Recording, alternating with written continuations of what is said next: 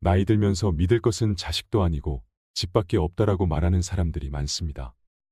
평생을 일해도 내 이름 석자가 적혀 있는 종이 등기 필증을 가져보지 못하는 사람들이 많이 있지만 대중교통 환승하는 것보다 쉽게 평수를 넓히고 재산을 불려가는 사람들도 많이 있습니다. 우리 한국인들에게 집은 아주 특별한 존재입니다. 내 집을 샀다는 것은 성공과 안정을 의미하는 것이고 재산을 성큼성큼 불려나갈 수 있는 기회를 갖게 되었다는 것입니다. 또 나이 들어서는 노후 대비의 상징이기도 합니다. 하지만 고도성장기를 빠져나와 저출산에 허덕이는 대한민국에서는 부동산 불패 신화가 계속 이어지지 않을 수도 있다는 전망이 속속 나오고 있습니다. 노후에 살 집은 잘 선택하셔야 합니다. 그래야 자산을 보호할 수 있을 뿐만 아니라 삶의 질도 높여갈 수 있기 때문입니다. 여러분은 현재 어디서 살고 계신가요? 노후에는 어떤 집에서 살 계획이신가요? 대한민국 시니어들에게 은퇴 이후 어디에서 사는 것을 희망하는지 노후의 주거 형태를 물어보면 76.1%가 현재 살고 있는 집에서 살겠다고 답했습니다. 노인이 되면 변화를 싫어하게 되고 오래 살아온 정든 집에서 계속 지내고 싶어하는 경향이 있다고 합니다. 하지만 우리가 나이가 들면 언젠가 한 번은 주거 형태의 변화가 있을 가능성이 높습니다. 연구에 따르면 보통 중년에서 노년으로 넘어가는 시점에 이사를 한 번은 가게 된다고 합니다. 갑작스러운 은퇴나 경제적인 이유, 사별을 하게 되는 등 여러 요인이 있을 수 있겠죠. 물론 다른 주택으로 이사하겠다고 응답한 경우도 20.4%를 차지하였으며 장래의 간병에 대비하여 노인 전용 주거시설에서 살고 싶다고 응답한 사람들도 있었습니다. 은퇴 후 어디에서 살 것인가는 기본적인 의식주 생활에 포함되기 때문에 은퇴 생활에서 매우 중요한 문제입니다. 노후에 집을 옮기면서 인생 후반전을 시작했다가 잘못된 선택 때문에 오도 가도 못하는 신세로 전락하는 경우가 많이 있습니다. 그 과정에 당연히 집값은 하락했지요. 가치가 쑥쑥 올라가도 시원치 않은 판국에 집값이 떨어졌으니 이만저만 큰일이 아닙니다. 가진 거라고는 집 한 채가 전부인데 가치가 뚝뚝 떨어졌다는 것은 노후 준비가 기반부터 흔들리게 된다는 것입니다. 청춘을 바쳐가며 열심히 평생을 일해서 가진 거라고는 이제 집 한 채뿐인데 노후에 살 집은 어떻게 해야 할까요? 그래서 오늘은 나이 들어서 노후에는 어떤 집에서 거주하는 것이 제일 현명한 선택인지 함께 고민해 보겠습니다. 노후에는 절대 눈길조차 주면 안 되는 그런 집이 있습니다. 노후에 집을 구할 때 이건 정말 아닌데라고 생각하는 것은 나이가 들어서 무리한 대출을 받으면서까지 평수를 넓혀가는 사람들입니다.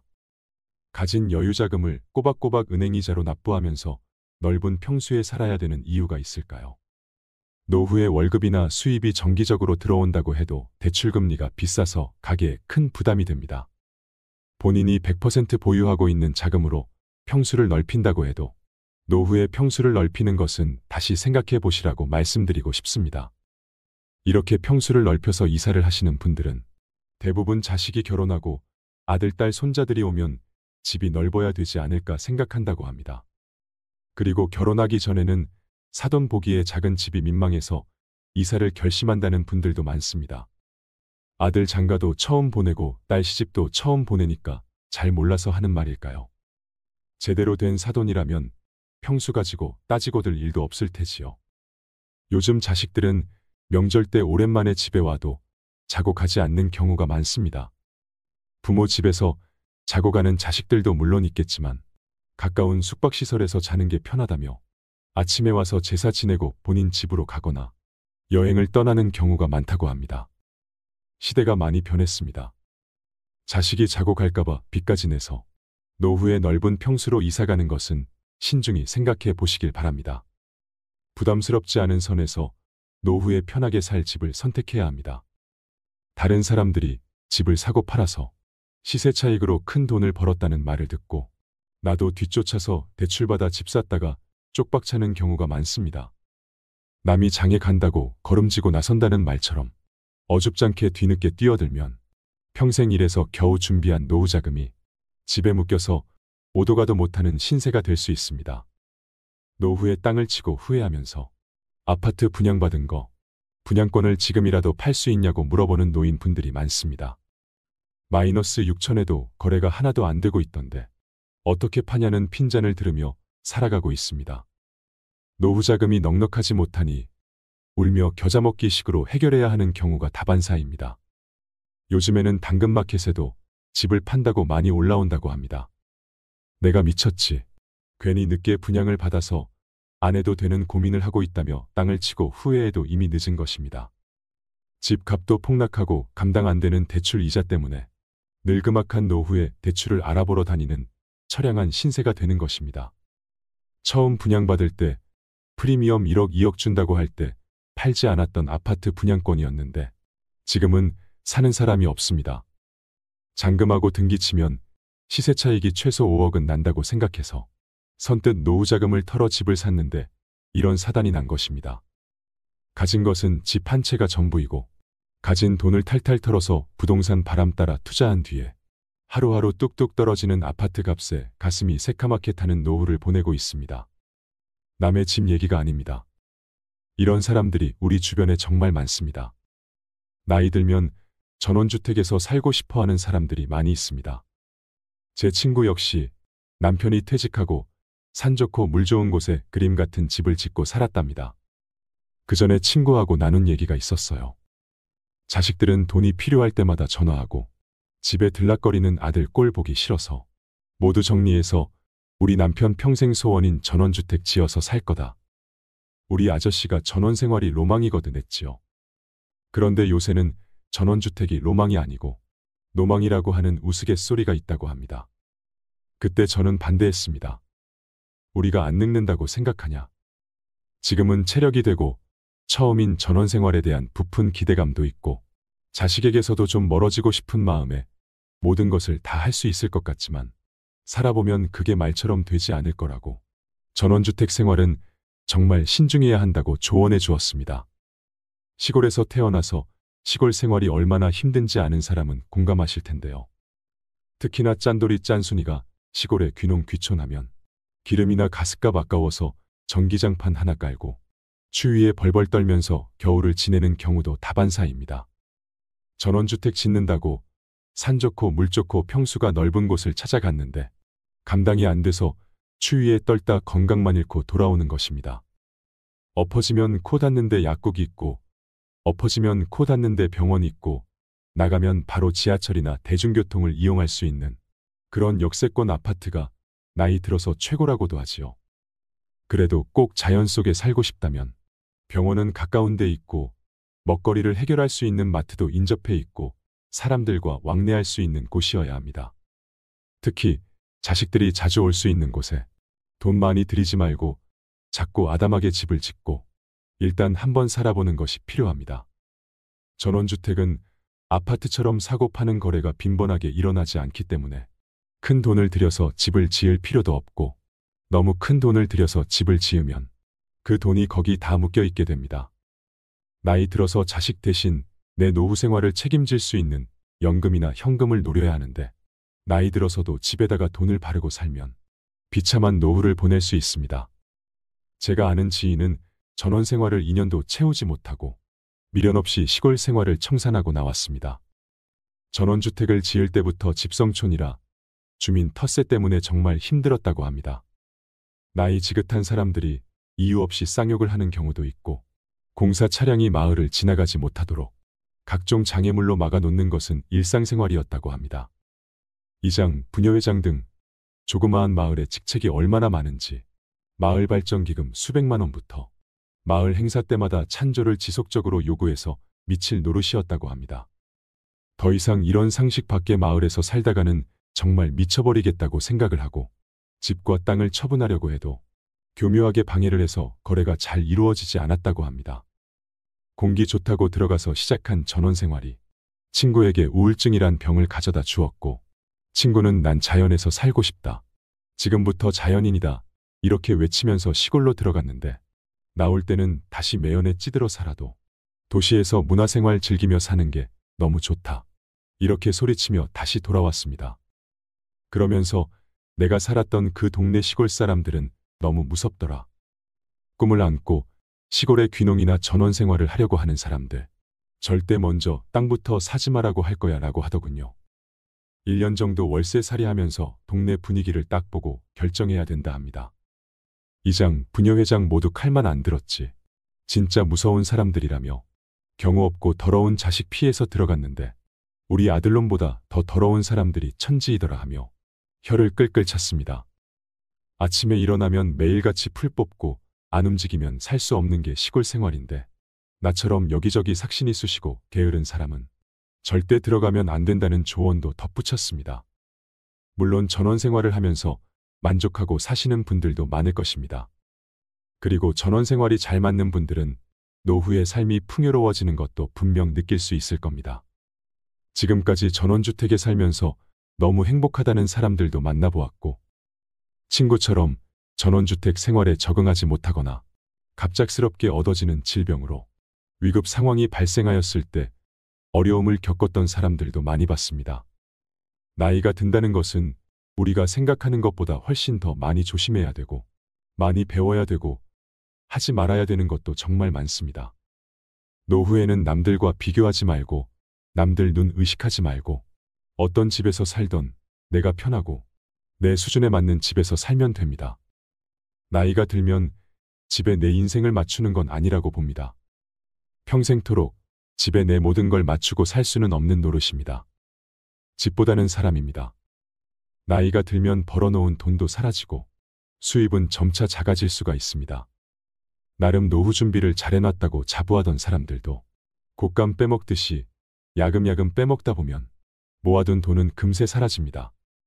재수 없으면 120살까지 살 수 있는 재앙이 나에게 올 수도 있는데 부동산이 아닌 정기적으로 나오는 연금을 보유하고 있는 것이 노년에는 최고로 좋은 방법이라고 생각합니다. 목돈 역시 노후에는 폭탄이라는 걸 잊지 마세요. 빚내서 무리하게 집을 절대 짓지 마시고 너무 큰 평수로도 옮기지 마세요. 사실 60이면 아직 청년입니다. 요즘 나이 60을 노인이라고 칭하면 욕을 먹지요. 주변의 공인중개사 지인에게 물어보면 나이 60만 넘어도 큰 평수 말고 소규모 주택이나 작은 평수 아파트를 찾는 사람들이 정말 많다고 합니다. 큰 평수는 나이 먹으니까 관리하기가 너무 어렵다라는 거죠. 요즘에는 짐을 많이 버리고 미니멀 라이프로 사는 사람들도 있지만 우리가 살다 보면 짐이란 게 버리고 버려도 또 채워지잖아요. 채우지 말고 비우는 연습을 하면 좁은 공간도 넓게 사용할 수 있습니다. 노후의 행복은 클수록 좋고 근심은 작을수록 좋습니다. 노후의 어떤 모습으로 어떤 무게의 짐을 지고 인생의 종착역으로 갈지는 우리가 결정을 해야 합니다. 남을 의식하지 말고 자식이 영원히 내 옆에 있을 거라는 믿음도 내려놓고 살아야 노후 생활이 편안해집니다. 마지막으로 노후의 새로운 집을 선택할 때 반드시 고려하셔야 할 6가지를 소개해 드리겠습니다. 첫 번째는 최소 10평 미만 집은 피해라입니다.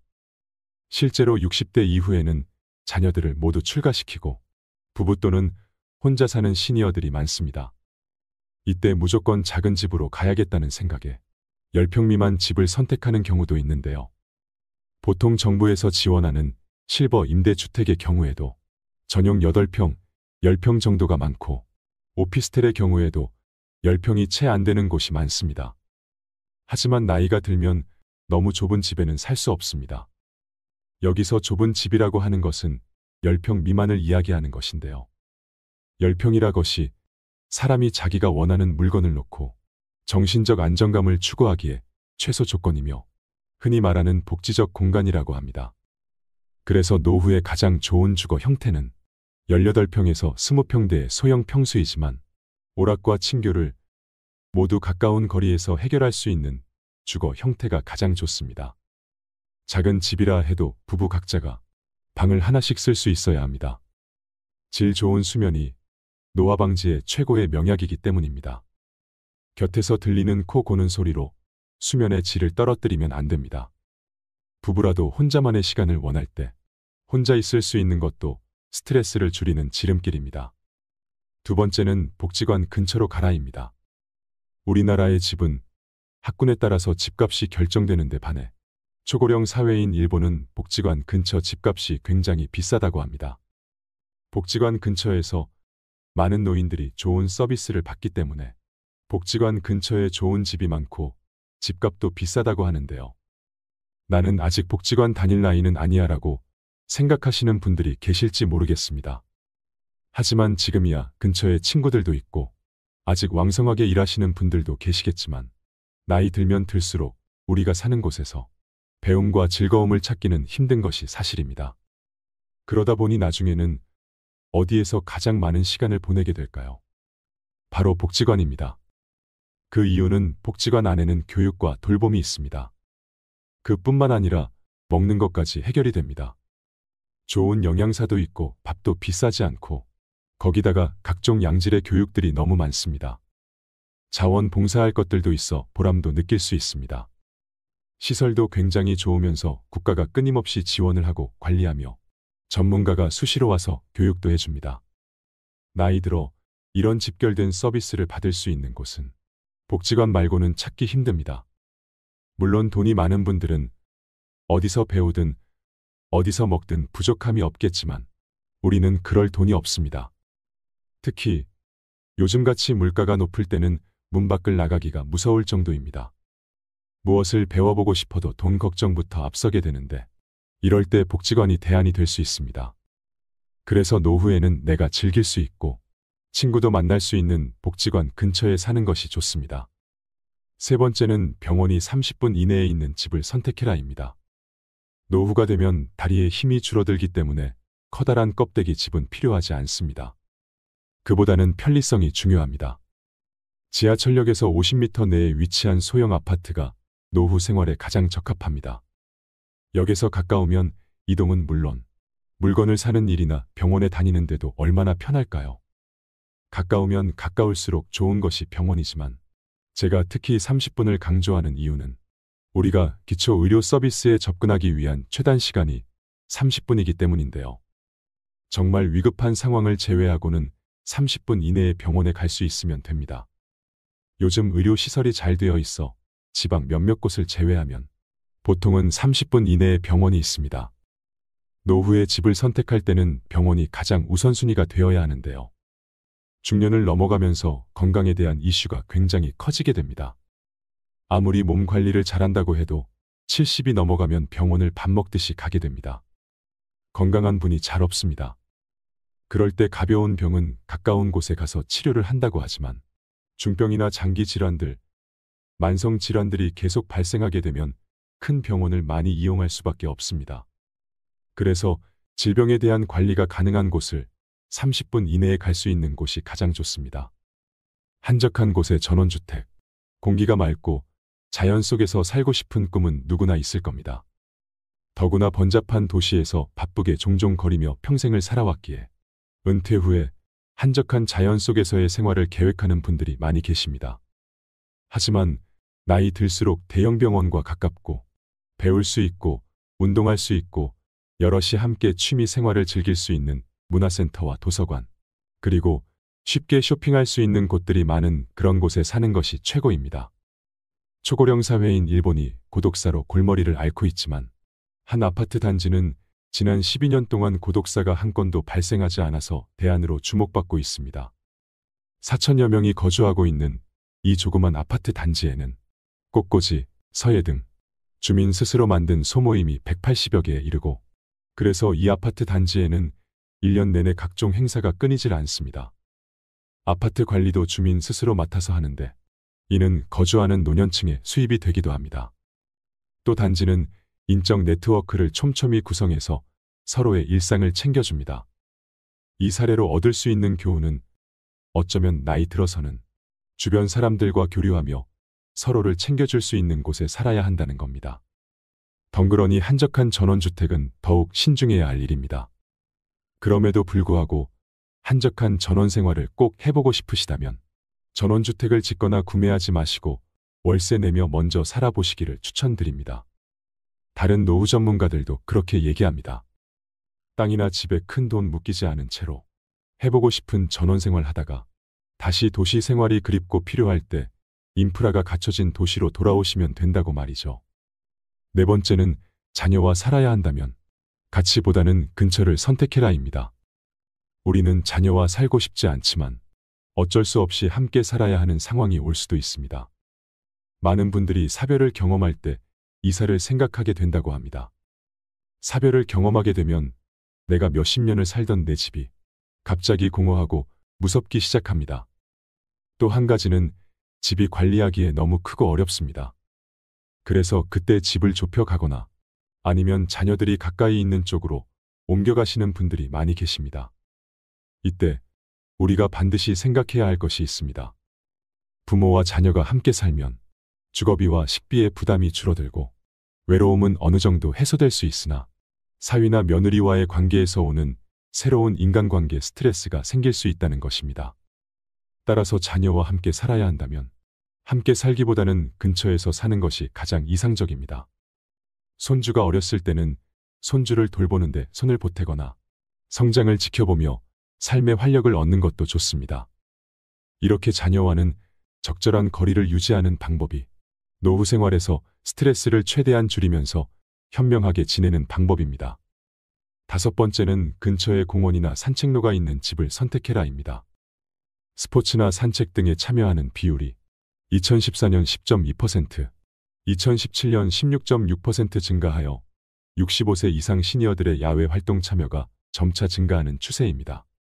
즉, 노년기에는 늘어난 시간적 여유를 이용하여 산책이나 가볍게 운동을 할 수 있는 공원 또는 산책로가 주변에 있는 주거 환경이 좋은데요. 노년기가 되면 활동성이 떨어지고 야외 활동을 적게 하게 됩니다. 하지만 나이가 들수록 적당한 야외 활동을 하여 신체 활력을 증진해야 하는데요. 동네 주변의 산책은 신선한 공기, 자연의 아름다움을 느낄 수 있어 심혈관 건강 증진뿐만 아니라 노인 우울증 예방에도 아주 좋습니다. 6번째는 노후용 집은 따로 있다입니다. 우리가 집을 소유하고 있으면 재산세 관리비 같은 여러 가지 유지 비용이 발생하게 됩니다. 신혼이나 20대, 30대에 산 집이라면 30년 이상이 지난 건물이 되는데요. 여기서 반드시 한 가지 확인해 두셔야 할 부분이 있습니다. 바로 노후에 내가 이 집을 매매한다면 얼마나 받을 수 있는지 금액을 미리 파악해 두는 것입니다. 내가 거동이 불편해져 돌봄 시설이나 병원에 가야 할 때 그 비용을 집을 판 돈으로 충당할 가능성이 크기 때문입니다.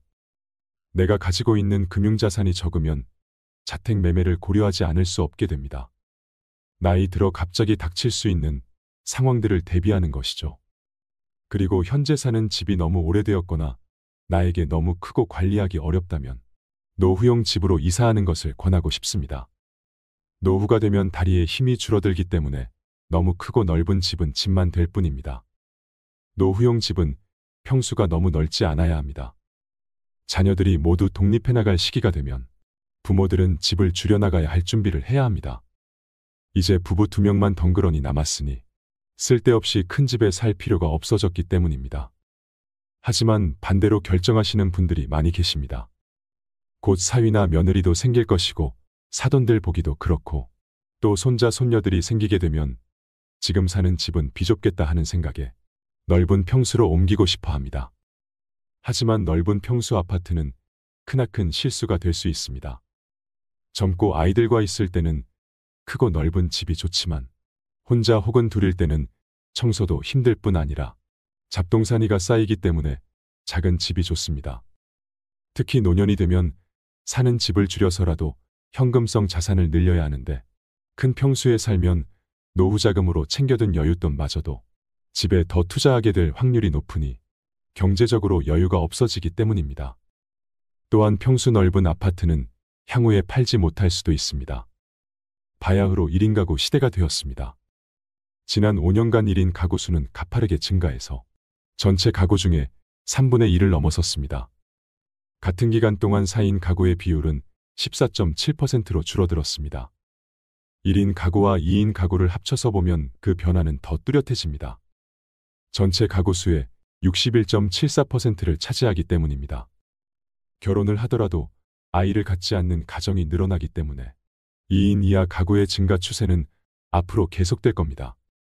현실이 이러니 자연스레 평수 넓은 아파트의 수요는 점점 줄어들 수밖에 없습니다.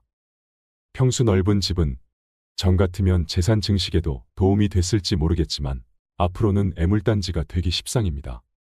그러니 노후에는 집 평수를 늘리지 마시기 바랍니다. 나중에 정말 나이가 들어서 우리가 수족을 움직일 수 없는 순간이 오게 됩니다. 그때는 우리가 요양병원이나 요양원을 가든지 자식들과 함께하는 순간이 오겠지만 내가 50세, 60세 이후에 이사를 할 때는 나만의 기준과 우선순위를 정하고 내가 살 마지막 집이라는 생각을 가지고 선택하시는 것이 좋습니다. 워낙 집이라는 것은 사고 파는 것이 쉽지 않다 보니 다시 돌아오기가 어렵기 때문입니다.